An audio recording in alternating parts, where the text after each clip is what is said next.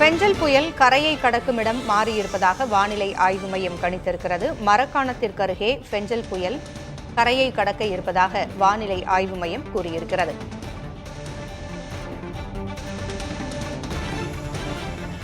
விவரங்களை வழங்க செய்தியாளர் வேதவள்ளி இணைந்திருக்கிறார்.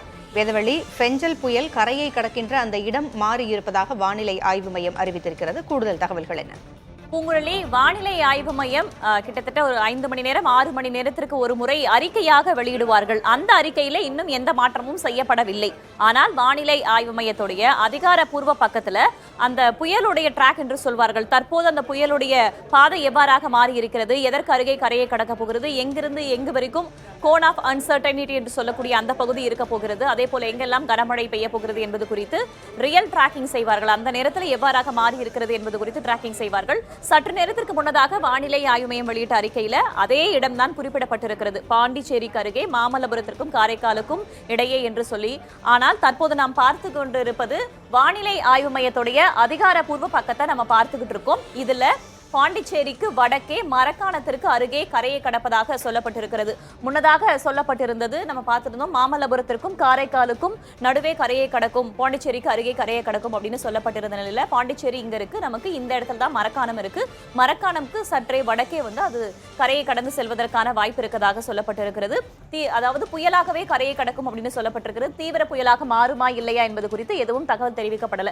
இதை இன்னுமே நம்ம ஜூம் பண்ணி பார்த்தா, ரியல் டைம் டிராக்கிங் அப்படின்றதுனால நமக்கு ஜூம் பண்ணி பார்த்தா இன்னுமே நல்லா தெளிவா தெரியும். மரக்காணம் அப்படின்னு போட்டிருக்கு. மரக்காணத்திற்கு கொஞ்சம் வடக்கே இது கரையை கடந்து செல்வதாக இந்திய வானிலை ஆய்வு மையத்துடைய அதிகாரப்பூர்வ பக்கத்துல இவ்வாறாக குறிப்பிடப்பட்டிருக்கிறது. இவ்வாறாக பார்க்கும்போது நமக்கு புதுச்சேரியிலிருந்து நமக்கு மரக்காணத்திற்கு அருகே கரையை கடக்கும் என்பதான தகவல் தான் இதை பார்க்கும்போது நம்மால புரிந்து கொள்ள முடிகிறது. இது குறித்து மேலும் விரிவாக பேசுவதற்காக சுயாதீன வானிலை ஆய்வாளர் திரு ஹேமச்சந்திரன் நம்மோடு இணைந்திருக்கிறார். திரு ஹேமச்சந்திரன், முன்னதாக உங்களுடைய கணிப்புல நீங்க சொல்லியிருந்தீங்க மரக்காணம் அருகே கரையை கடக்க வாய்ப்பு அப்படின்ற மாதிரி தகவலை சொல்லியிருந்தீங்க. இப்போ வானிலை ஆய்வு மையத்துடைய அதிகாரப்பூர்வ பக்கத்துல நம்ம பார்த்துட்டு இருக்கோம். எப்படியாக அந்த பாதை மாறி இருக்கிறது என்பது குறித்து எப்படி புரிஞ்சுக்கலாம்? தற்போதே பார்த்தீங்கன்னா புயல் புதுச்சேரிக்கு கிழக்கே வடகிழக்கே 110 கிலோமீட்டர் தொலைவில் மையம் கொண்டிருக்கு. இன்று காலை ஒரு 10 மணி நிலவரப்படி.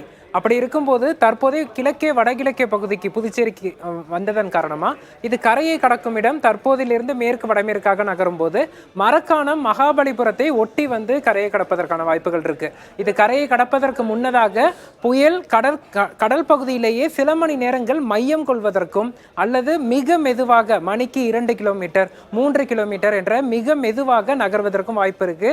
இது கிட்டத்தட்ட ஒரு 50 கிலோமீட்டர் கடல் பகுதியில் இந்த மையம் கொள்ளும் நிகழ்வு இன்று இரவு நடக்கும் என எதிர்பார்க்கப்படுது.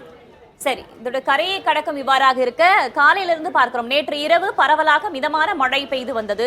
அதனைத் தொடர்ந்து இன்று காலையிலிருந்து கனமழையாக பெய்தது. ஒரு சில இடங்கள்ல மிக கனமழை அப்படின்றதான நிலைமையை நம்ம பார்த்திருக்கோம். இவ்வாறாக மழை பொழிவு அப்படின்றது மாறிக்கொண்டே இருக்கக்கூடிய சூழல்ல அடுத்த சில மணி நேரங்களுக்கு சென்னையிலையும் சென்னையை சுற்றி இருக்கக்கூடிய வடகடலோர மாவட்டங்களையும் மழை பொழிவு அப்படின்றது எவ்வாறாக இருக்க போகிறது ஹேமச்சந்திரன்? தற்போது பார்த்தோம்னா சென்னை மட்டுமல்லாமல் ஒட்டுமொத்த வடகடலோர மாவட்டங்களையும் மழை பரவலாகி இருக்கு.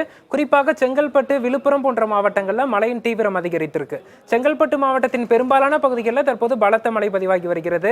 சென்னையின் வடக்கு புறநகர் பகுதிகளிலையும் திருவள்ளூர் மாவட்டத்திலையும் மழை மேகங்கள் காணப்பட்டு வருகிறது. இந்த புயல் மெதுவாக நகர தொடங்கியிருக்கு கடந்த சில மணி நேரமாக. இது கடற்கரையை நெருங்க நெருங்க மழையின் தீவிரம் அதிகரிக்கும். இன்று நள்ளிரவு வரைக்கும் சென்னை உள்ளிட்ட வடகடலோர மாவட்டங்களில் மழையின் தீவிரம் அதிகமாக இருக்கும். அதன் பிறகு விழுப்புரம், கடலூர் உள்ளிட்ட மாவட்டங்கள்லையும் மழையின் தாக்கம் அதிகரிக்கக்கூடும். புதுச்சேரி, கடலூர், விழுப்புரம் போன்ற மாவட்டங்கள்லையும். முன்னதாக நீங்க ஸ்டாலிங் சினாரியோவும் சொல்லியிருந்தீங்க, நிலைத்து நிற்பதற்கான வாய்ப்பு இருக்கிறது என்பதாக. அவ்வாறாக ஸ்டாலிங் சினாரியோ ஆன பிறகு அதோடைய நகர்வு எப்படி இருக்கும்? அதாவது பார்த்தோம்னா தற்போது பார்த்தீங்கன்னா பசிபிக் உயரழுத்தத்தின் காரணமாக புயல் நகர்ந்து வருகிறது. கடற்கரையை நெருங்கும் போது அரேபிய உயரழுத்தத்தின் தாக்கம் காணப்படுகிறது.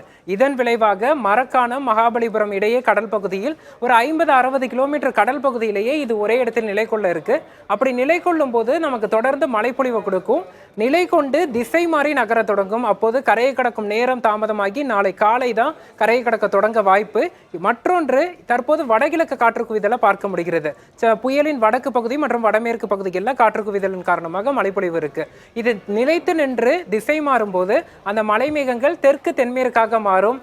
விழுப்புரம், புதுச்சேரி, கடலூர் போன்ற மாவட்டங்கள்ல இன்று நள்ளிரவு முதல் மழையின் தீவிரம் மேலும் அதிகரிக்கும் அப்படின்னு நம்ம எதிர்பார்க்கலாம். சரி, சென்னை உள்ளிட்ட மாவட்டங்களுக்கு ரெட் அலர்ட் எச்சரிக்கை விடுக்கப்பட்டிருக்கிறது. ஏற்கனவே நம்ம பார்க்கிறோம், கனமழை பெய்து வந்தது, அதுக்கப்புறம் மிக கனமழையாக மாறியது. இப்ப சற்றே இடைவெளி விட்டிருக்கும் நிலையில அடுத்து வரக்கூடிய நேரங்கள்ல எப்படி இருக்கும்?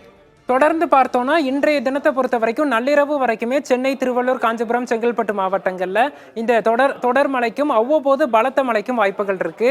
அடுத்து வரக்கூடிய 24 மணி நேரத்திற்கு அதீத கனமழை வாய்ப்பும் குறுகிய நேரத்தில் தீவிர மழைக்கான வாய்ப்புகளும் இருக்கு.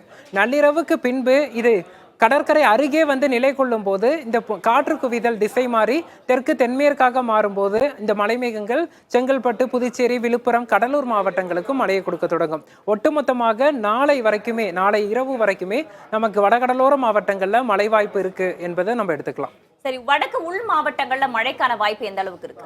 தற்போது இன்று காலை முதலே வடக்கு உள் மாவட்டங்களான வேலூர், ராணிப்பேட்டை, திருவண்ணாமலை, கள்ளக்குறிச்சி உள்ளிட்ட மாவட்டங்கள்ல பரவலாக மிதமானது முதல் சற்றே கனமழை பதிவாகிட்டு இருக்கு.